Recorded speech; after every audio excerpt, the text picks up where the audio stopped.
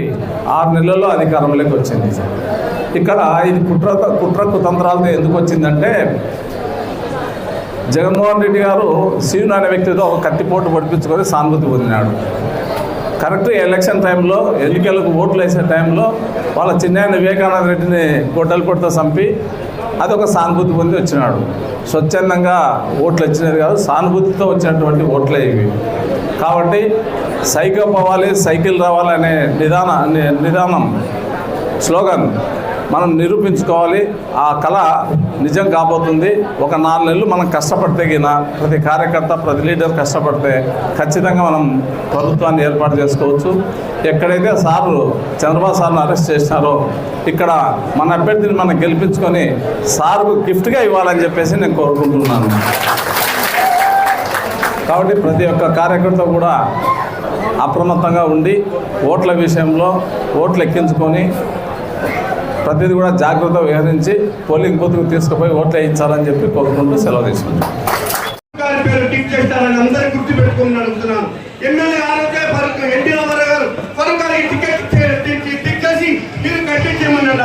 కానీ ఫరూక్ ఆ రోజు మేము ఇంకా మాకు వయసు లేదు, మేము ఇంకా ఇప్పుడిప్పుడే పార్టీలు చేద్దాం కానీ ఆ రోజు తెలుసు నుంచి ఆ రోజు ఎన్టీ రామారావు ఆయన చేసిన కార్యక్రమం ఏమంటే మనకి బాధ చూసుకొని ఆయన కూడా ఎక్కడ పోడు మేము మాట్లాడాము. శివరాజు గారు కూడా, ప్రతాప్ రెడ్డి గారు కూడా ఆయన కూడా కలిసి పనిచేస్తాడు. దాని మీద ఎదుర్కొంత అనుకుంటుంటే ఈ రాజకీయాలు వెళ్తారు. ఎందుకంటే నాటి కూడా అనుకురావాలి రాలేదు కానీ కొత్త పిల్లలు కాబట్టి యువకులు కాబట్టి మామూలు మాట్లాడి ఉత్సాహం మాట్లాడతారు. మేము వయసు వచ్చిన కాబట్టి కొంచెం మర్యాదగా ఉద్యోగాలు ఉత్సాహంగా సర్వీస్గా ఉంటాం అందరికీ. కాబట్టి మీరందరూ వెళ్ళి అనుకోకూడదు. దీనివల్ల మనకు గ్యాప్ పెరుగుతుంది. మనం అంతరాలు రాయకూడదు, డిస్ప్యూట్ రాయకూడదు. ఇప్పుడు కూడా రాజకీయాల్లో అందరినీ కనుక్కోవాల్సిన బాధ్యత అలాంటి వారికి అది. కాబట్టి రోజు దాదాపు 42 సంవత్సరాలు రాజకీయాలు ఉన్నాయంటే మరి మీ అందరూ తెలుసుకోవాల్సిన అవసరం ఉంది. కాబట్టి మన ఇంట్లో చెప్పారు సోదరుడు వైఎస్ సుబ్బారెడ్డి గారు ఏదో చెప్పాడు. ఆయన మాకు ఇద్దరికి చూసి డబ్బులు పుష్కలంగా ఉన్నాయని చెప్పి, డబ్బులు అనేది కాదు, ప్రధానమైనది ఆప్యాయత, అభివృద్ధి. డబ్బులు వస్తాయి పోతాయి, ఏదో రాజా పోయి డబ్బులు పెట్టుకుని హరిచంద్రుడు ఏమైనా పెళ్ళ పిల్లలు అనుకోవాల్సి కలిసి వస్తుంది. కాబట్టి డబ్బులు కాదు మనం ముఖ్యమైనది అభిమానం, ఆప్యాయత. డబ్బు టాటా కూడా ఓడిపోయినాడు వారు మీద 1967 ఎన్నికల్లో నిలబడితే టాటా నామినేట్ టాటా ఉన్నాడు. నామినేట్ టాటాలో ఓడిపోతారు వాళ్ళ కార్మికులే. రాజకీయం అనేది చాలా విచిత్రంగా ఉంటుంది. అది మన ఆలోచించుకున్న సంవత్సరం ఉంది. ఆయన బాంబే సౌత్ నిలబడేప్పుడు దాదాపు ఉంది. టాటా లాంటి వాడు ఓడిపోయినట్టు మనం ఆలోచించుకోవాలి.